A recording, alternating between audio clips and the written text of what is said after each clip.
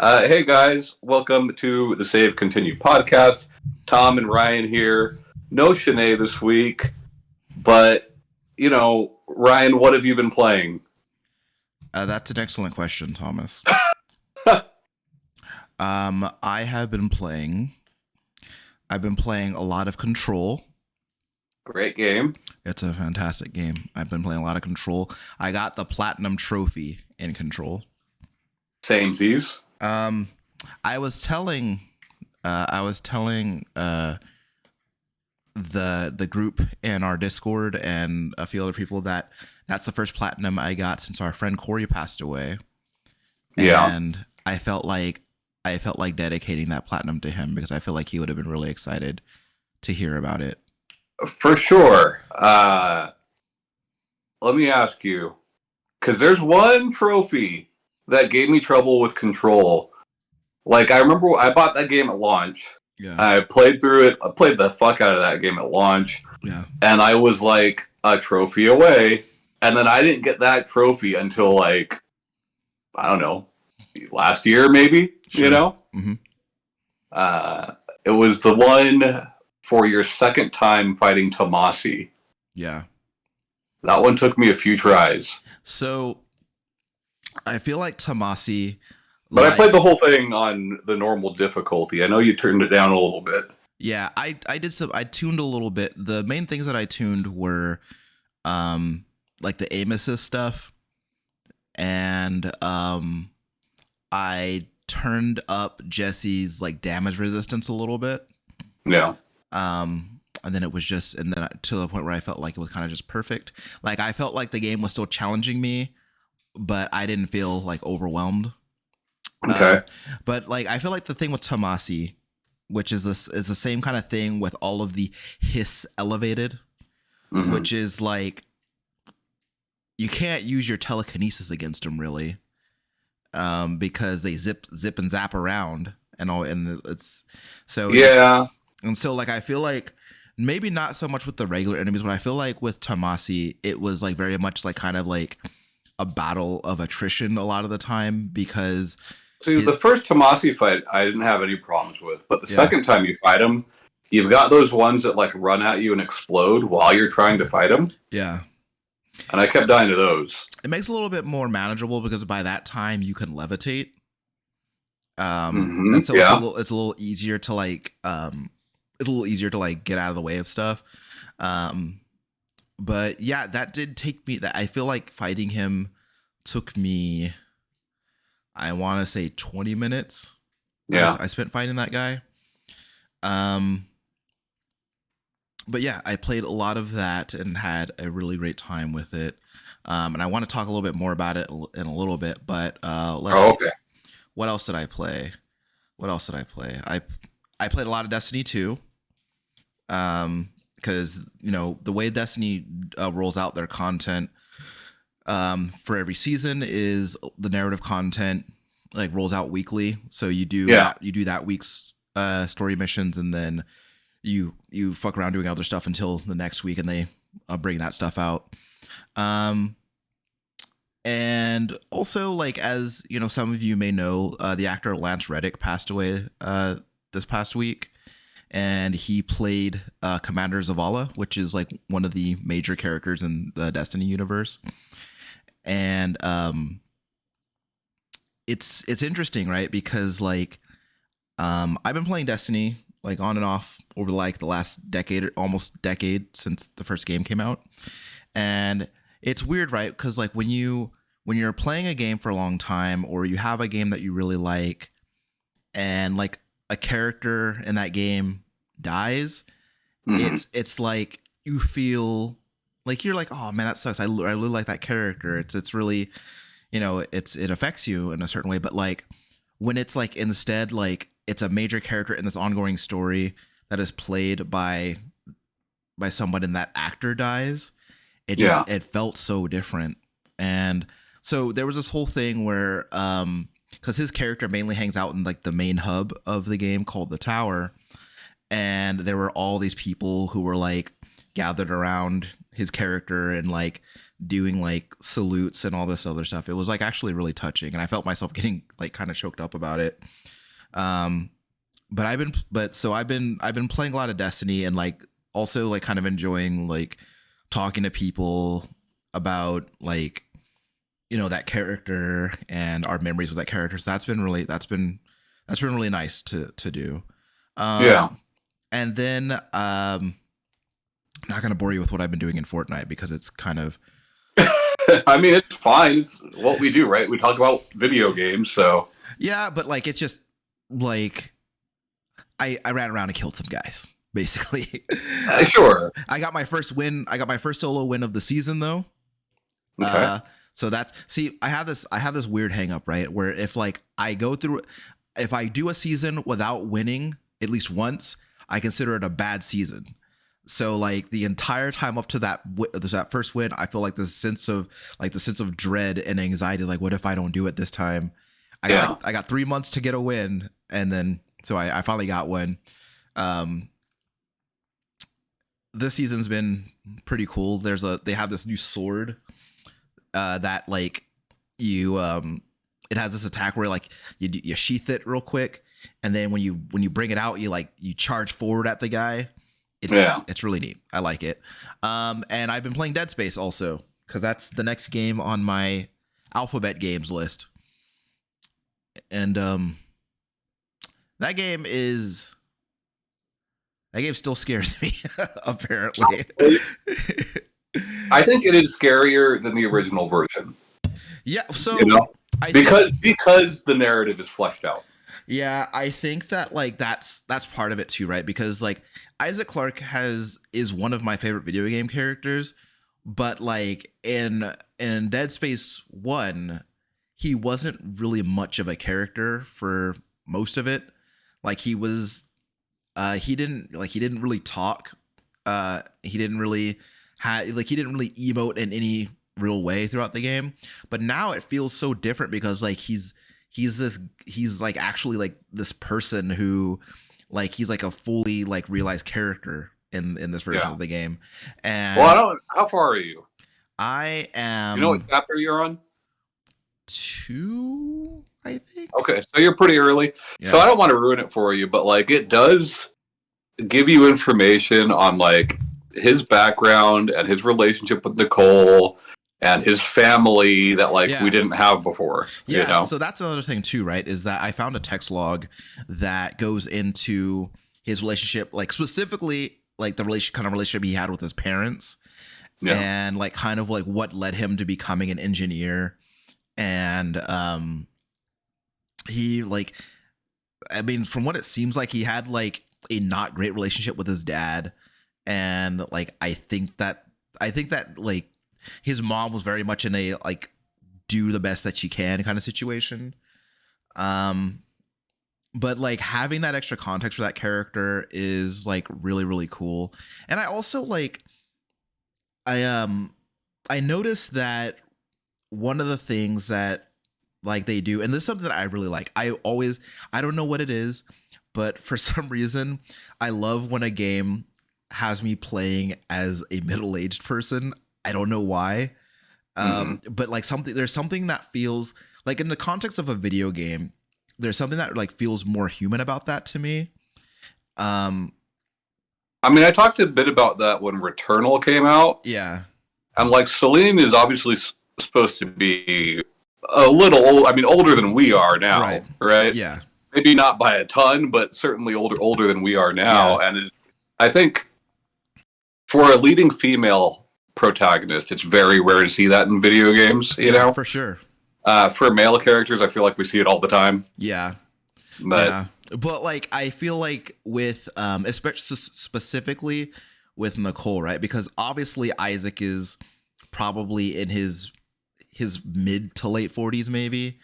It seems like, and his, it was interesting because like Nicole looks to be like around the same age, whereas like, in the previous game they both looked like fairly young, and but I also feel like with where those two people are in their respective careers, like that takes like it takes years to. It makes more sense for Yeah. them to be older, right? Yeah. So and even in that first game, they were older. They just made them look young, you know. yeah. Yeah. But So I mean, I like it. I like stylistically, like that game. It just feels really cool. And like now, one thing I noticed is that after like even like some points where like it's really tense or like after a fight, you can hear Isaac's heart beating really fast. And I think I'd like just little like touches like that are like really really neat.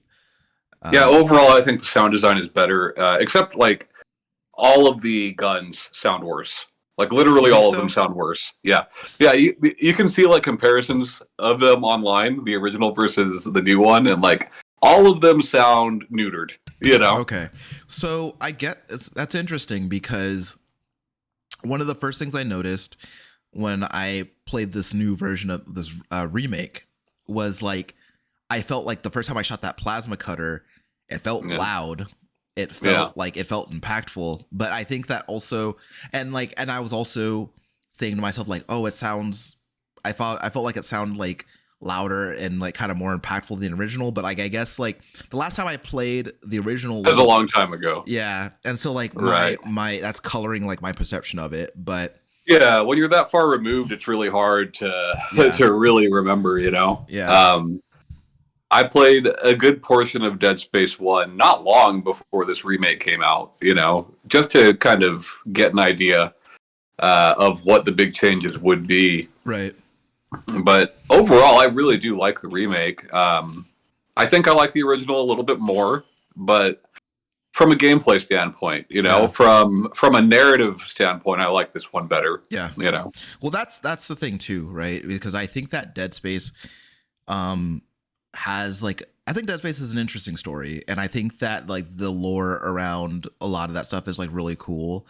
But like one of the things that I always like in stories like this is, you know, really deep characters and like kind of really getting, because I feel like the characters lend a lot more context to like the stuff that's going on, and also like getting a realistic reaction from the character you're playing as like lends a lot to the experience, because like in the original version of the game, like obviously like you can divine that Isaac is scared in the situation, right? Because like who wouldn't be, right? But to actually hear how scared he is and like hear like how like tense the situation is in his voice, it does a lot. So yeah, I mean, we talked about that when the RE2 remake demo came out. Even you know, just Leon vocalizing like, "Oh shit," you know, things like that, or you know, but or like, "You got this," or you know, whatever.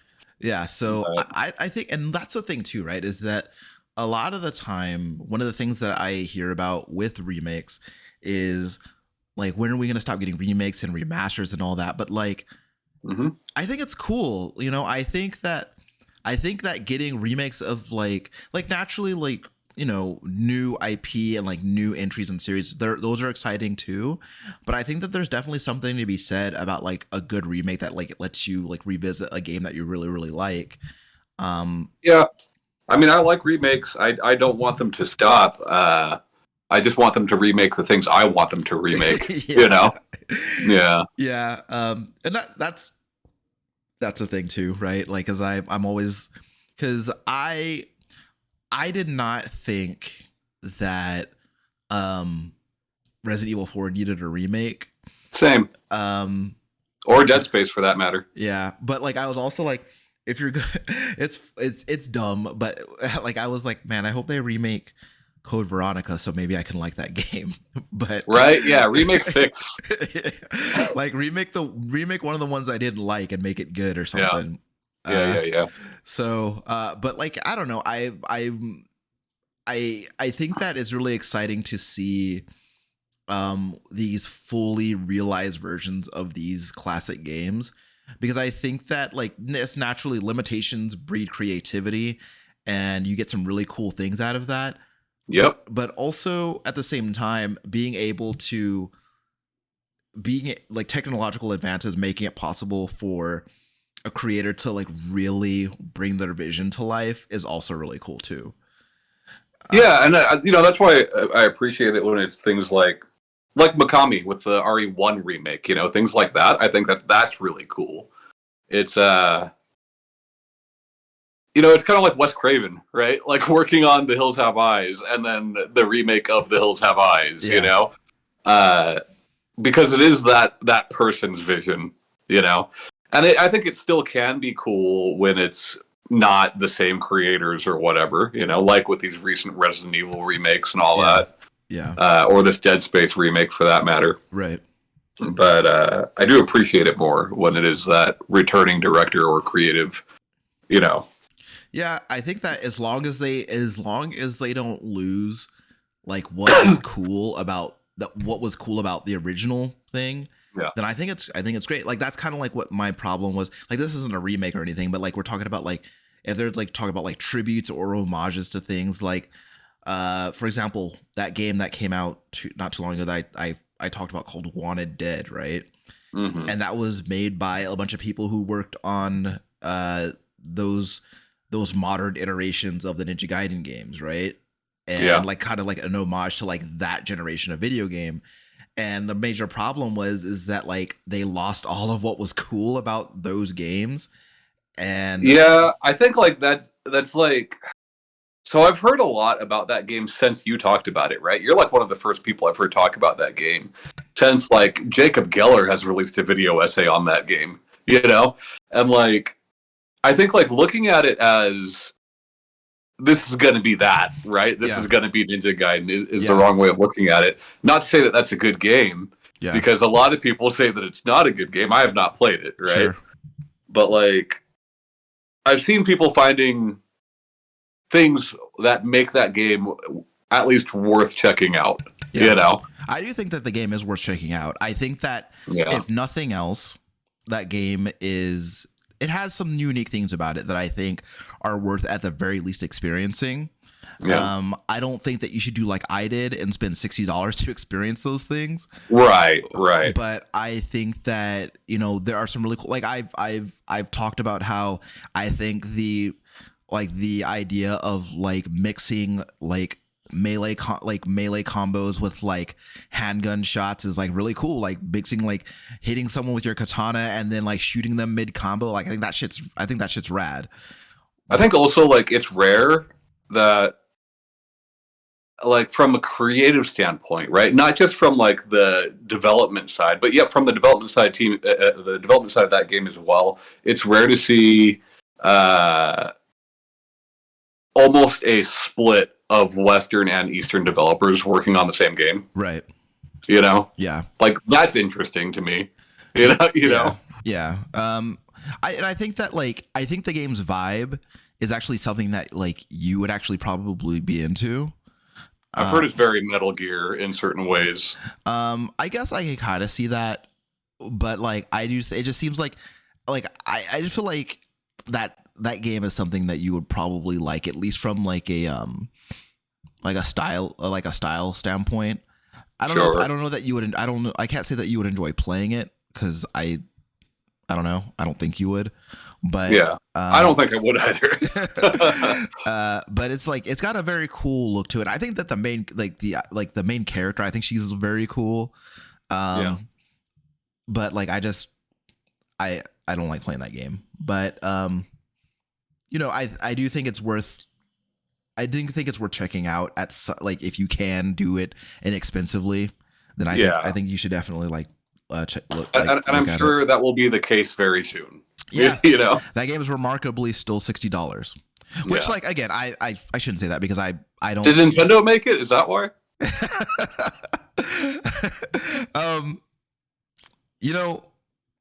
I would not be surprised if we started seeing more games like that in the near future. Because I think that there seems to be a growing contingent of people who, maybe not growing, I shouldn't say that, but as I've been paying a little bit more attention, I've been hearing more about how much people are like kind of harkening back to like that age of video games, like specifically like those kind of character action games of the mid 2000s. I think people are kind of seem to like have some kind of appetite for. Well, even like not so much on like major platforms, but certainly on PC, we've been seeing like the rise of indie developers going more for that low poly. Yeah. PS2 aesthetic is certainly coming in. Yeah. Like it's in vogue, almost like pixel art has been for the past decade, you know? So like, here's my thing. And here's a question I would like to ask you. I think that the pixel art thing came and you know, we definitely got some stuff out of it, but I also think that like I think that as with anything that kind of like catches on in that way, I think we certainly saw like a huge saturation of it. Yeah. What do you think about like what we're seeing with like this low poly stuff and like some of these games that are like really made to look like games of like before? Yeah, I mean, I personally really love it. Yeah. But like, you know, if you take like the biggest successes of that, right, of that aesthetic, in recent years, right? Like Dusk is probably one of the bigger ones, right? Yeah.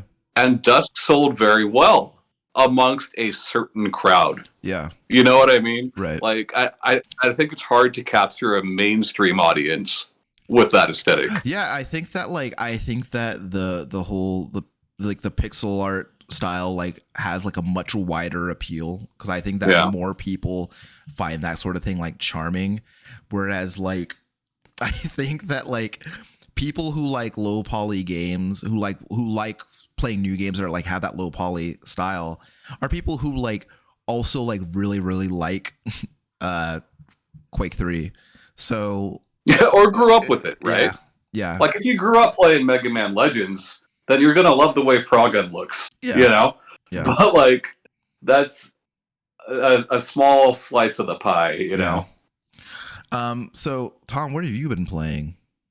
Not too much. I've been playing more Power Wash. I'm trying to finish that bitch up. Yeah. But man, like some of those later levels, you're spending like an hour and a half on one level. Yeah, you know? You don't want to put yourself like a podcast or an audiobook on or something.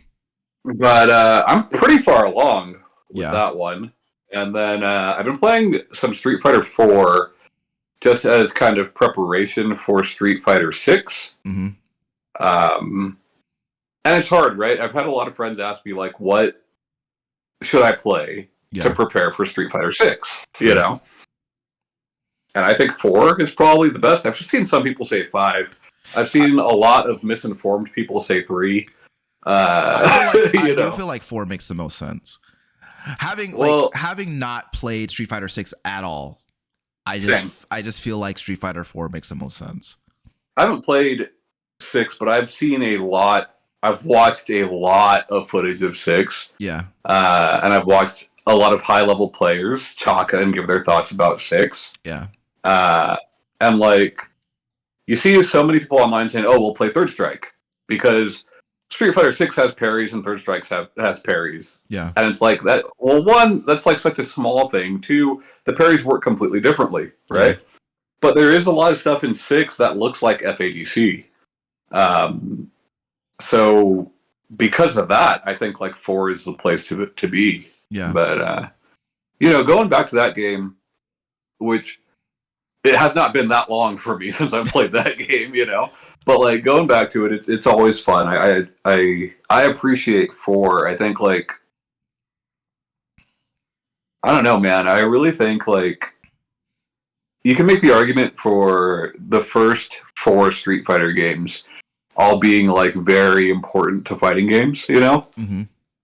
And like 4 is what brought us back, right? Yeah. Like they're called 09ers for a reason. You know what I mean? And it's because Street Fighter 4, you know? Fighting games were like on the way out until Street Fighter 4 came out.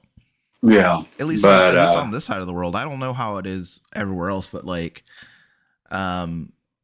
I feel like Street Fighter 4, when Street Fighter 4 happened, like even like before 4 actually came out, like just seeing Street Fighter 4 for the first time, like in trailers and shit, I was just like, I was blown away. Like I had no idea Street Fighter could like move and look like that. Yeah. And, you know, like, a lot of the people in the FGC that we would be interested in started with that game, right? There are some people that started before, right? Justin Wong. Yeah. But, like, a lot of people that we would be into, like a Mike Ross or an Infiltration or whatever, you know, you see really come with 4. Yeah. But, yeah, I think, like, just because of FAGC, like, that is the game to be playing to prepare for it, because while FADC is not in 6, there are a lot of things that seem to work exactly the same way, you know? And it's also link combos, which is like what we really see in like 4 and 5. Yeah. But yeah, I think that game's going to play a lot like 4. Yeah. It's looking really great. And like I've been watching, like every time like a new character trailer comes out, I'm just like fucking, like when that Zangief trailer came out, I was like, oh, man, Zangief's so fucking, and like I said before, like I will try once again to be a Zangief main, and then try until I fail, and then well, you know, having not played it, I have to say it's probably going to be easier than ever. Yeah, because they're doing this simplified control scheme, which like they are very politely calling a modern control scheme, not make people feel stupid for picking it. Yeah, you know.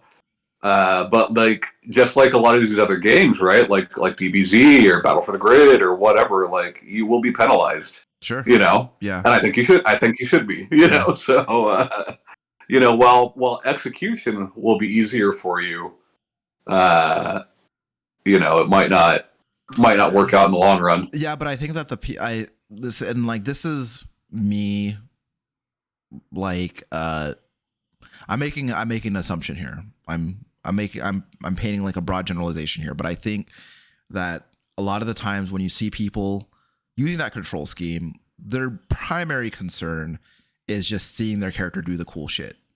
And sure, of course. And then like outside, like winning is kind of like secondary from there. Like I feel like I just want to see my character do the cool shit, and so make it easy for me to do that, you know? Yeah, but in fighters, right, when you can just press square, square, square, square, square, square, square, yeah, and do this huge fucking combo. Yeah, I think a lot of people are doing that online for sure. Yeah, you know. Yeah. And like that's fine. It's in the game. It's whatever, you know. Yeah. But like, I'm glad that there are punishments in place for that. I do wonder, like, will we? Because we've seen fighting games get easier as time has gone on. Yeah. With things like that, right? Things like auto combo and the removal of motion inputs, and you know, I do wonder if we're going to get to the point where they're like, okay, well now we're going to have the old method and the new method, and they both do the same damage. And at that point, there's no reason to use the old method. Yeah. And that's when I stopped playing fighting games, you know? Yeah. And like, I know that might sound old and crabby, but like, I think like the old method, the method of doing things like quarter circles and pretzel motions and SPD motions, like, it's a skill. And like, it's one of the things that is most appealing about that genre to me. Sure. You know? Well, also like, I think that like for me, I very much a work smarter, not harder kind of guy.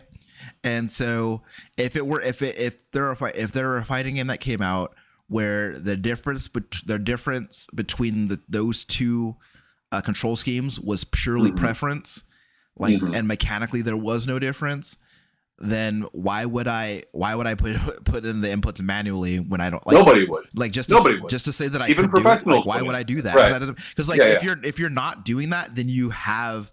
If I'm doing that and you're not, then you have like a very distinct advantage over me. Right. Nobody would do that. Even pros would stop. I guarantee it. Yeah. And that's the day I stopped playing fighting games. Yeah. Like, absolutely it is. You know. Yeah. But as long as there are some penalties for that, then I don't mind. You know. Yeah. The first time I saw auto combo was in MVC3. MVC3? Mm-hmm. Really? Yeah. There is definitely auto combo in MVC3. I did not know that. Yeah. I knew Infinite had it. I did not know 3 had it. Yeah. And you know, especially in a game like 3 or Skullgirls or like MVC2 or fighters even. I'm like, I don't understand why auto combo is in those games. Mm-hmm. You know, if we're having chain combos already, you're telling me people can't go 1, 2, 3, 4. You know, like I don't know. Yeah, I like it does. Okay, check it out. It'll do the combos for you. Yeah. It'll do your assists for you. It'll tag out for you. Mm-hmm. The game practically plays itself at that point. But like I mean, if it's me, if it's like two people who are like equally trash at the game, then who gives a shit? But like, But like all those games, right? All the games that have chain combos nowadays. yeah. I can't think of one modern one that doesn't also have auto combo. You know? Yeah.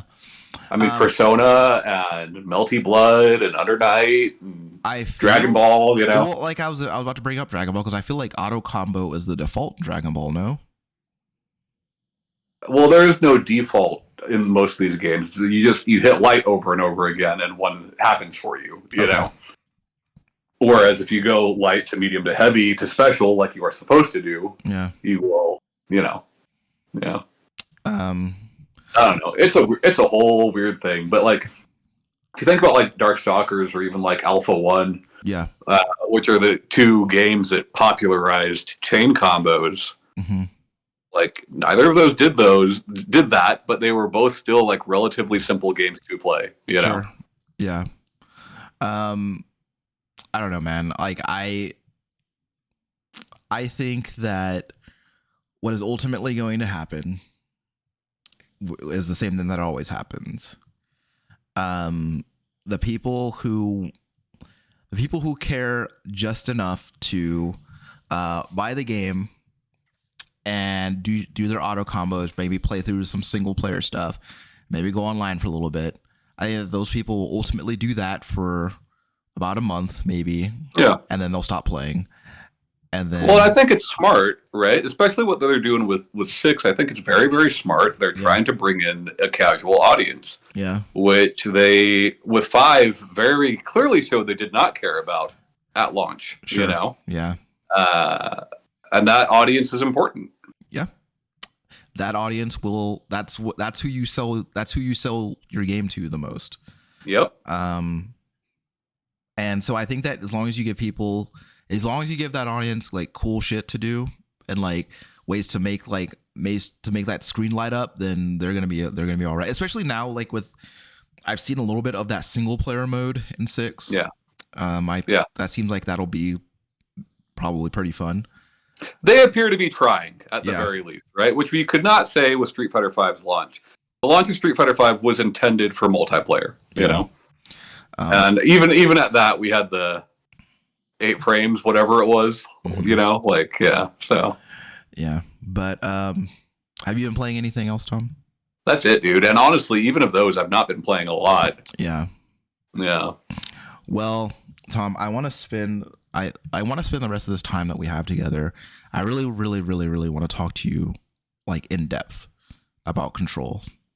Give it to me. I love Control. And like love Control. Not just like the lore and all that stuff, but like really like my experience was playing Control, because like I said from the onset, from the very first time I saw that game, that Control is my exact kind of weird. It's the exact kind of weird that I love. It's the kind of weird that is like just on the tip of your tongue, and you can't really articulate exactly what it is, but it is something that is very specific at the same time. And I love shit like, you know, the altered items, objects of power, like that stuff is so weird, and it's just so cool. Like the idea of like seemingly mundane items becoming like these otherworldly artifacts is just so bizarre to me, but it's so neat, you know? And the way I played that game is unlike any other game that I've ever played, which is that like I've said this before. I've read every piece of documentation I could find within that game. I read it. Every video that I could find in that game, I watched it. I even watched that weird fucking music video that Dr. Darling did. What like you see in the motel, which is another fucking thing that's just like this weird thing that's like bothering my mind, which is just like, what is that fucking motel like what dimension does that motel inhabit? Like, what's behind those other doors? What's in the fucking casino? Like, what's in there? You know, it's just all this stuff. And like, but like, I love the entire like setting of that game. Like, just the fact that the fact that the bureau headquarters is in a building called the Oldest House just is just so evocative of so many things, you know? Yeah, man. I think like Sam Lake does not get enough credit as an auteur, right? Yeah. People typically think of like Mikami or Kojima, especially, right? Yeah. But like, if you think about like Sam Lake's goals and Remedy's goals, ultimately, with all of their games since Alan Wake, or not since Alan Wake, since Max Payne, right? You know, right? I feel like they've hit them, and they're all quite different, you know. But yeah, Control is like weird because it's hard. Like you said, it's kind of hard to describe the kind of fiction that it is. You know. Yeah. I mean, obviously it's sci-fi. Right. The argument could be made that it's fantasy. You know. Yeah. But like it's very strange, and it doesn't feel like Alan Wake. You know, Alan Wake. I mean, he set out to make Twin Peaks, and that's what Alan Wake feels like. Yeah. You know. Yeah. Control doesn't feel like Twin Peaks, you know? Control feels like, okay, so I've been a kind of a passive fan of the X-Files, right? Like not like I enjoy the X-Files when I watch it. I've never been someone who goes out of my way to watch the X-Files, right? But I feel like if the X-Files was like that, in that way, because I feel like the X-Files is a little bit different, right? I think that this is like, it focuses more on stuff like when like people have like strange abilities, or like something like what if certain kinds of monsters exist and stuff like that, right? But like the episodes of that show that I've seen were never really about like the idea of like, what if there was another dimension, and the way that dimension like crossed with ours is like through these right. But I think atoms. I think in the way that they write character, I think there's a lot of similarity there, right? Like the cigarette smoking man would fit in Control. Yeah, you know what I mean? Absolutely, yeah. So I definitely see the connection there for sure. But like, yeah, like but like if I feel like if the X-Files was like that, like I'd probably be like the biggest fucking X-Files fan in the world. But there's so many things that like it's so rare that I play a game and experience the story and I come away like wanting like more of like that world, you know? Like I want I want more of Control. Like I want to know more stuff about the Bureau. I want to know more stuff about the Oldest House. I want to know where the Oldest House came from.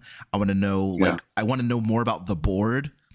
Yeah, and you know, there's a reason why, right? Like Control made me want to go back and play Alan Wake, and that's why I was excited that they did the remaster of Alan Wake. Right. Still a great game, not as good as you remember it, but still good. You know. Yeah. It made me buy the PS2 version of fucking Max Payne on PlayStation again. You know, like it, and that connection is so small. You know, but. Yeah, whenever they're talking, I'm sure you've realized whenever they're talking about Alex Casey or whatever, like that's Max Payne. Yeah. But yeah, you know, it's got me excited for their next projects, and you know, Remedy has come out and stated like a game a year.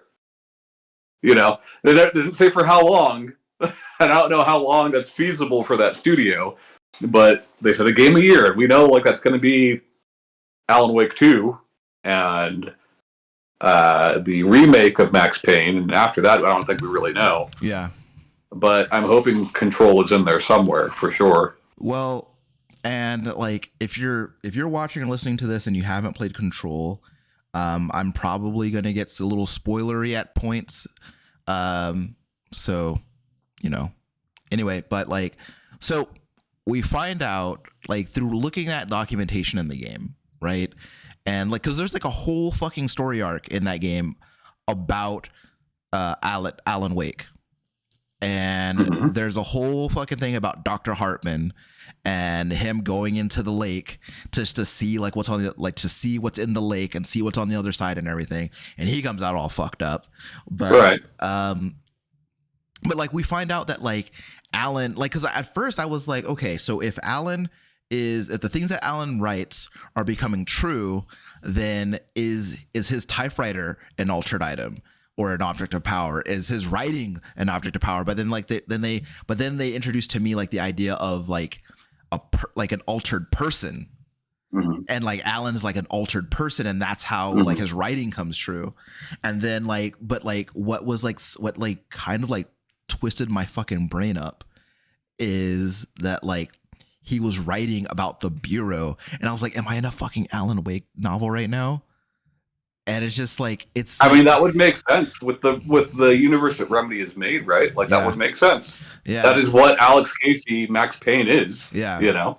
But so like I was like, am I in an Alan Wake novel right now? Like because like it shows him writing, and it shows like he like mentions the Bureau and all this other shit, and like in the brief snippets where we see him writing, and so I started wondering if like I'm just playing something like a story that Alan Wake wrote. But then like I'm also thinking about like I did think about Max Payne, because like Max Payne is another kind of like, it's more I think Max Payne is like weirder than people like tend to like give it credit for, because I think that like, you know, on one hand, right, it's just a shooter, and you're just shooting like you have slow motion and you're just shooting like endless amounts of thugs, right? But like playing Control made me think about Max Payne in like just such a different way, right? Because I'm thinking if Alan is potentially an altered person, and like all the shit he writes comes true, then like is Bullet Time like another manifestation of an altered person like using their abilities in some way? I don't know, right? Like it's hard to say. I mean, and that like that makes you think also of Quantum Break, you know, like, because Alan is clearly a character in that world too. Even though we don't see him in that game, we see that he has been there, you know? So like, did he write about that? And if he did, it's somewhat autobiographical. Like, who the fuck knows? You know. So what it also makes me think, right, is that like it makes me feel like, because so much stuff in Remedy's universe is like somehow spawned from shit that Alan Wake writes, it makes me feel like Alan Wake is kind of like the nexus of the Remedy universe. Because like all this shit just like kind of spawns from him and stuff that. But we're assuming that though, right? Yeah. There's only certain things that we know spawned from him. Yeah. There's other things that we could assume did. Yeah. Right. And even with Alex Casey, he's only ever mentioned as a fictional character, right, in Control. He's never mentioned like that actually happened or anything, you know. Right. Yeah. So it's very hard to say. Well, that's part of my point, right? Because like Control, like it makes you like, I kept in the back of my mind, I kept thinking like, is this actually happening, or am I in an Alan Wake novel right now? Right. But that's what I mean though, is right. It's all things that we can presume, or assume, but we don't really know, you know. Yeah. And hopefully the narrative eventually gives us those answers between these games, right? Yeah. But it's hard to say, and I think it's smart. You know, Sam Lake's writing, I think, is smart in the way that, like, if you're a Remedy fan, those connections are so cool to you. Yeah. You know? Yeah. But if you're not a Remedy fan, if you've never played Alan Wake, if you've never played Max Payne or Quantum Break or anything like that, like Control stands on its own. Its narrative stands on its own for sure, just fine. You know, I think that you like that at worst you'll get to the Alan Wake part and like it'll just be like another beat in the story. Okay, well here's the thing: what you're talking about is the AWE stuff, which I have not yet played. I played the Foundation. Yeah. And before AWE released, there is some information about Alan in the game, in the base game Control. Right. But yeah, so like a lot of that Alan stuff, like you might not ever see to begin with, depending on what edition of the game you're playing, you know. And that's another wild thing too, right? Is that like, so the version that I have is like whatever they call I think it's called the Ultimate Edition, I think. Yes. Yeah. And like that's like that stuff, like the Foundation and the AWE DLC, that's like it's interwoven so seamlessly into the game that I know the way that they put it in there. It's so impressive. It is. Well, like, you know what's funny about that is like I played it at launch before those things were out. Yeah. You know, two things I wanted to mention. One, I played the base version of that game on a base PS4. They should not have released that version of the game. Yeah. It ran like a fucking slideshow, and that's how I beat that game. Yeah. Because I liked it that much, you know. Yeah. It plays great now. Yeah. If you're provided on a modern platform, it plays fantastic now. Go buy it. Yeah. But yeah, the Foundation was not there the first time I played it. Neither was AWE. So the second time I played it was the first time I played through the Foundation. Right. And like, while you are right, they do integrate it into the game very seamlessly. I can think of other DLCs that have done similar things, right? Yeah. But like, it was still visually so distinct from the rest of the game. It is, you know. Yeah, because I feel like like all of the Foundation takes place in like a completely different environment. Right, and I really appreciated it for that. Yeah. And like, God, it's been a while since I've played that even. But isn't the Foundation? Doesn't that introduce the whole red light, green light thing? Yes. Like the stop and go thing? Like, that was super fun. Yeah. You know? That was like AWE I've yet to play, but I will play it, you know. So, or not, AWE. So like that red light, green light thing, like and like all the objects of power. Like the objects of power are so compelling to me because they're not just weird, but like they're quietly menacing. And like they're like kind of quietly creepy in like a lot of different ways. Like one of the objects of power that I came across, I can't remember if it's an object of power or an altered item. I think it's an object of power. But one of them is because there's this area in the oldest house called Containment. Yeah. And I don't know if you remember, but there's like one of the things is this refrigerator. The one that the guy's staring at. Yeah, like he can't, like he's not, because he can't take his eyes off it for even a second, or it'll kill him. Right. There's also like an SPC thing, SCP rather. As there's an SCP thing that's like very similar to that, but like and like ICP. Yeah, there's an ICP thing called the Dark Carnival. I don't know if you've heard of it. It's an alternate. I think the Dark Carnival is the original Altered World event. Sure, but but like it's things like that, right? It's like this is like reading the notes about these things, like because like the refrigerator has like crayon drawings that are like that like are attached with a magnet. They talk about how like we've tried to remove them and we can't, and like and just like we found out that like if you're in the room with it and you stop looking at it, like you'll die. And so like this poor fucking guy's in that room and he like hasn't blinked in like days or something. Yeah. And it's you know, I'm so glad that you're doing like a deep dive into the game, reading the stuff and all that. You know, I've got a friend who's probably going to watch this too, so he can call me out on this if he wants. But like, I've got a friend who's been doing Let's Plays for the Dead Space remake, you know? Yeah. And I've watched them, you know? and I've been giving him shit because like he doesn't read a single thing, you know. Why? And I'm not trying to like police the way people enjoy video games or anything like that, but like I'm just like, fuck, you're missing out on a lot, you know. I think that okay. So I've said before that I have a really hard time enjoying a game if I don't have context, right? Mm-hmm. Largely, like if I don't know why I'm doing what I'm doing, or if I don't know why something is happening, it takes me out of it, right? Yeah. And I think Dead Space, it does like a pretty good job of like setting up like what's going on, and you have context for like why, like what Isaac is doing. But like when it comes to games like that, I think that having additional background and additional like characterization of the environment that you're in makes those games so much better. Like seeing the Ishimura and the context of this was at some point, this was just a regular workplace where people worked and they lived here, and like it was just this regular place that people never really thought about, right?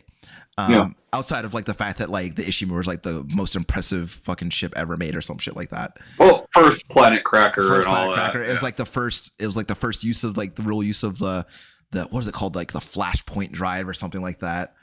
And so like that, but again, not knowing that stuff, like, yeah, you can still enjoy the game, but like, I feel like it makes such a more, believable and like believable place. Like, it just feels more alive that way, I think. Yeah. And you know what? And it's the same for The Oldest House, right? If you go onto our Instagram, which is not taken care of nowadays. Yeah. When I posted about Control, it was about that environment. It was about that location, you know? Yeah. And like, it's rare to get a new one of those in video games, right? Yeah. Like, you know, you think about like, I mean, what is there? There's like the Spencer Mansion and Silent Hill, Ishimura, maybe like Aperture Science, you know? But like, we don't have a lot of those, Rapture or whatever, you know? Yeah. And The Oldest House, I think, from a narratively is as impressive as any of those places. And we'll see, what makes The Oldest House stand out for me is that like I still don't know where The Oldest House came from. Yeah, I don't know how old is The Oldest House, right? It's like the oldest. Yeah, well, you know, how long has it been there, right? And like, you know, and I love the idea is like you can only find it if you're looking for it. That's why no one knows that it's there. Yeah. And that shit is just so cool to me. And like the different departments within the Bureau. Like there's a whole department called like just like about nostalgia. There's a whole department about luck and fortune and stuff. And like they're doing experiments with like luck. And like that's the cool thing, right? Is that like they're doing experiments with luck. Like luck is this like actual knowable, measurable force. Did you do the whole sequence of things in that one? Yeah, I did. Yeah. It's like that is so neat. Like just like this like luck is like, I always feel like luck is this kind of thing that people we refer to it like it's not like some people believe that luck is a thing, other people don't, and it's like we wish each other luck, and it's like it's not something that you can really define. It's not something that you can touch or measure. It's just something that you kind of hope happens to you, right? But like in this environment, luck is like a real thing that can be measured and tested, and it's just that's just really neat to me. And I mean, we do that, right? We do that in fucking Pokemon, right? We try to do that in fucking everything, you know? Yeah. Assigning a number to luck, but you know, it is neat from a narrative standpoint for sure. Yeah. I like just the acting, you know, like I feel like Casper Darling is so much better acted than Alan Wake. Yeah. And maybe that comes with years more experience, you know. Ati is fucking awesome. Yeah. You know? That's another fucking thing. Ati is like and then I remember finding so if you don't know, like Ati is like the first person you meet in Control. He's the janitor, And then like I find this document about Ati, about how he's just like he's like a classified entity, like we don't know where he came from, and I'm just like, where's this dude from? Like where what is his deal? And like why is he within the oldest house? What does he want? You know, because he has like a whole he has this whole thing about like, hey man, I'm just a janitor. Like there's shit in this fucking building that's messed up, and I need you to help me fix it. And like, and then one day he's like, at one moment he's like, you go to that the ashtray maze, right? And like you can't navigate it, and he's like, here, you can borrow my Walkman, and that'll help you get through, you know, this thing. And you're like, why? Like, why do you have this? Like, why do you know that? Like, and he's he's this enigma that like is they leave him so purposefully opaque that just makes him so much more compelling. And I've just heard so many theories about like who Ati is and like what his origins are, and like that kind of speculation just like makes it so much more fascinating to me. And it's smart on Sam Lake's part to like leave that open for interpretation, you know, not giving you a definitive answer on so many things in most of these games, you know. I think is very smart, and whether he knows the answers to that or not, who the fuck knows? But it doesn't really matter, you know. I do like, you know, the ashtray maze is awesome. Remedy likes to do these musical sequences, and I do want, like, I like the ashtray maze. I also really like the weird farm concert thing in Alan Wake. And I'm like, I don't know which one I like more. Yeah, ashtray maze is definitely visually more impressive. Yeah, but super fun. Yeah, it's just Take Control. Yeah, that fucking song. Yeah. But like it even like extends to like Jessie as a character, like knowing what her history is with the Bureau, and like how like she encountered an object of power when she was a kid. Her and her brother encountered this object of power, and then like the Bureau came and took her brother away, and like Jessie to me was like the least interesting thing about the game. Like to me, Jessie was just like, she may as well be Link, you know? Well, no, it's not Jessie herself, but like everything around Jessie is really cool, and like the idea that like ordinary and all that. Yeah, like the idea of like also like one of the things that immediately sets the tone in that game is you walk into you walk into Director Trench's office after he has been shot with the service weapon. Yeah. And then she picks up the service weapon, which according to the rules of the board, that makes her the director. Like without question, like you're just the director now. And then when she meets people, it's fucking King Arthur, right? Yeah. And that's another thing too, right? Is that they like there's documentation about the service weapon and like the forms that the service weapon has taken over thousands of years. Like at one time it was Excalibur, and another point it was Mjolnir, and like just there have been so many like forms of this weapon. But it's so interesting. Like Jessie like holding the service weapon, someone notices that she's holding the service weapon, and they're like, "Oh, you're the director. Let me get you up to speed then." That's another great character, by the way, is Emily Pope. Fucking awesome. Yeah. Like very seemingly nice, but like kind of creepy. Yeah. You know, because she's obsessed with like everything, like with everything paranatural, and like she's obsessed with like everything having to do with like being in the Bureau. Yeah. Very good characters. Yeah, and she's just kind of like not shaken by any of like what's going on. Yeah. Like even like with like the hiss and like everything else that's happening, she's just like, well, I mean, maybe we should run some tests and find out what's going on. Yeah, she's cool, man. Like as far as like quest givers in video games go, she's up there. Yeah, so like, but I'm so glad you finally finished it, man. Like.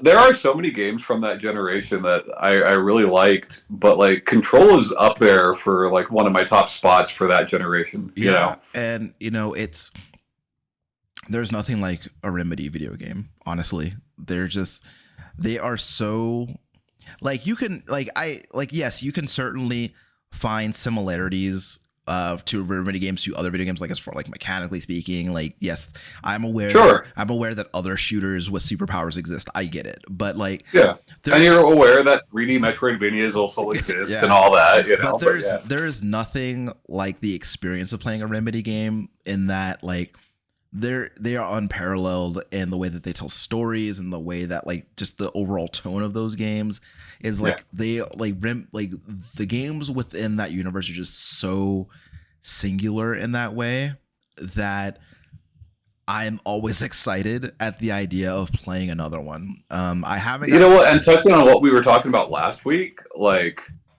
if you're gonna adapt something, like adapt shit like this. Yeah. You know. Yeah. Give me a Control show, you know, like I'll watch the shit out of that. Yeah, But give me David Lynch's Alan Wake, you know, like yeah. I just these things are honestly they are made for. I really honestly feel like these things are made to be TV shows. Like I mean, Alan Wake is like structured in that way. Yeah. You know? Yeah. Episodes of a season, right? Fucking Quantum Break, like had literal episodes for you to watch. You know?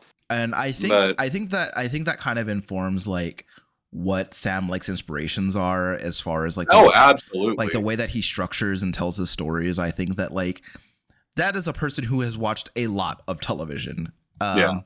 But I mean, he does it really well. It's just like the team at Remedy has just they put together like these just amazing experiences. And like I remember the first time I played Max Payne, and I think the first time I played Max Payne, I was like, I want to say I was maybe 17, 17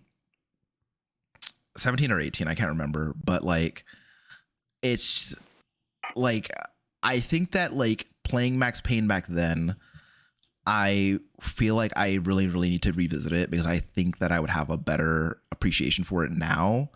Sure. Not necessarily so much because of like the gameplay aspect, but because of like the way that that game is structured narratively. I think I would like really appreciate it a lot more now. And like even as like I'm a huge fan of Max Payne 3, but I don't feel like it is as I think that the story of Max Payne 3 is actually really great. Especially if you are a fan of the movie Man on Fire starring Denzel Washington. But I think that it is like I think that is narratively less distinct and interesting than the games that preceded it. Sure. So I don't know. I think I really think I should go back to Max Payne 1 and 2. I mean, there's a reason Remedy's remaking their games, you know? Yeah. Because like if you put Max Payne 3 next to 1 and 2, like there is a very obvious difference. The way that those games are told, because like Max Payne's 1 and like you could, because it's like it's almost like a very clear line, because Max Payne 3 is action packed, it is very cool, but it is not weird like at all. It's not a weird story, but like the way that like Max Payne 1 and 2, like those are weird fucking games. Yeah. Also, put Max Payne 2 on PlayStation. That would be nice. Yes, know, Max Payne 2, The Fall of Max Payne, a film noir love story. You can still buy the first one on there, but you can't buy the second one for some reason. Yeah. Also, touching on what we talked about last week, do not watch the Max Payne movie starring Mark Wahlberg. Watch it. Give it a shot. You know? You're not going to have a good time. I promise you. You will not have a good time. I watched that movie when it came out, and it was a waste of fucking money. Yeah, you know, I find that like this year and last year, I have not been super excited about new video games, you know? There are some that excite me, like Street Fighter, you know, Diablo, things like that. But like, you know, the second that there's a release date for Remedy's next game, like I'm there, you know? Yeah. For sure. Yeah. Yeah. And I think that also, I think I think that I got into Remedy, like really started appreciating Remedy's games at like the right time in my life. Because I don't think, because as I said before, like I played Max Payne's 1 and 2 when I was like 20 years ago. Yeah. And, I engage with them on like a very superficial surface level. Sure. As I engage with most things at that point in my life.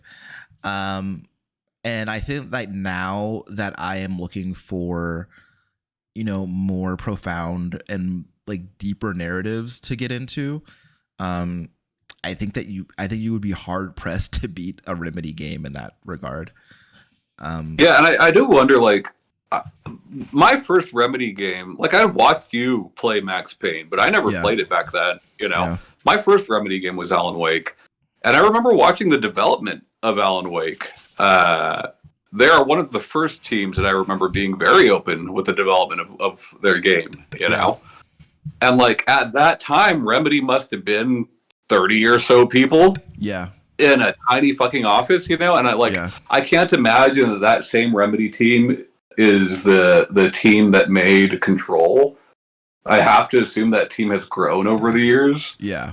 But I don't really know, and like that's the only time I've seen footage of their office and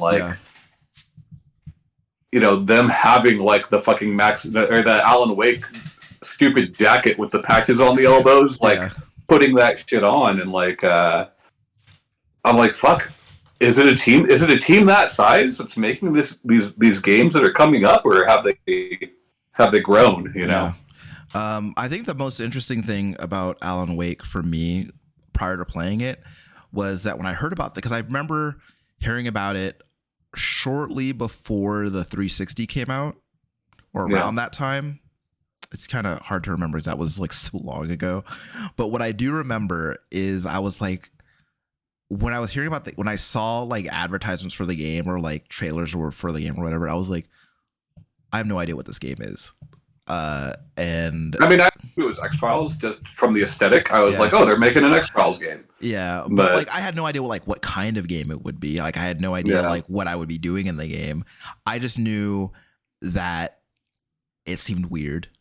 And it's unfortunate that like I waited so long to like finally try, because I think that like when I finally did play Alan Wake, it was during that period, maybe I guess like 7 or 8 years ago, when I was when I had certainly got it in me to start buying a bunch of 360 video games, and one of the ones that I bought was Alan Wake for like $4, and I was really glad that I finally played it because that game is cool. I still need to finish it though, because I keep like the thing about Alan Wake is that like I keep starting it and then something happens and I get distracted and I don't get to go back to it.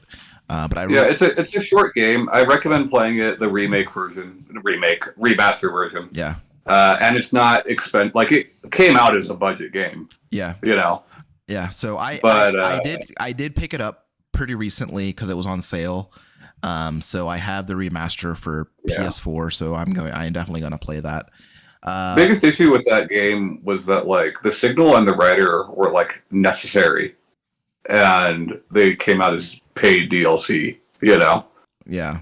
But they are part of the remaster. So play it for sure. So Thomas, do you have also Alan Wake's wife still sucks? Yeah, actually, it turns out yes, she does. Like, okay, look, being afraid of the dark is not like there's nothing wrong with that. Like some people are afraid of the dark. I get it. I'm gonna get one of those little clickers that she has that Alan gives her, Yeah. And I'm gonna like walk around at a con with that, say that I'm cosplaying as Alan Wake's wife. Just cry the whole time. That was the thing, man. That was like, look, what's kind of fucked up is that Alan goes on this vacation. Like, so I just want to get away from work, man. I got to get out of my head. I got to get away from work. I just want to relax on the lake. I just don't want to think about nothing. And then she can't help herself. She shows up with that typewriter. Alan was like, I wanted to relax. Like, what is this? So I Oh think, yeah, that's right. yeah, He gives him the typewriter, yeah, and that he goes off on her, huh? yeah. He yells at And her, that's when she runs away. and Oh then she man, gets taken by the darkness. that's so fucking funny. You know what's funny though about like the control stuff there is like if what you're saying is true, then like Bright Falls is seemingly insignificant. Like that could have taken place anywhere that Alan was writing at, Yeah, you know, yeah. or writing about or whatever, you know. Yeah. Then I'm not going to tell you what it is, but there's also some stuff about his wife in there that you might find that I'm pretty sure you will find interesting, and not like interesting like in a haha that's funny way, but like interesting in like it's interesting in the way that Control is interesting. Was she boning his publicist or whatever that guy's name was? I feel like I said it wasn't haha, but he is. Oh, so infidelity is haha funny? I mean, infidelity with that guy is funny. Sure. I mean, with the lights blinking. Yeah, like what are we doing? Yeah. But Tom, did you have any closing thoughts? No, play it. I mean, it's great. It's great. I would say that if you are somebody who has not yet experienced a Remedy game, I highly suggest you pick any Remedy game and play it and experience it for yourself. Because I guarantee you that whether or not you have a good time playing it, you will definitely have a unique experience in doing so. Yeah. Anyway, my name is Ryan Robinson. That's Tom Shelby. Bye-bye. We have social media on Discord and YouTube. And the Discord link will be in the YouTube description. And we will see you next time. Bye.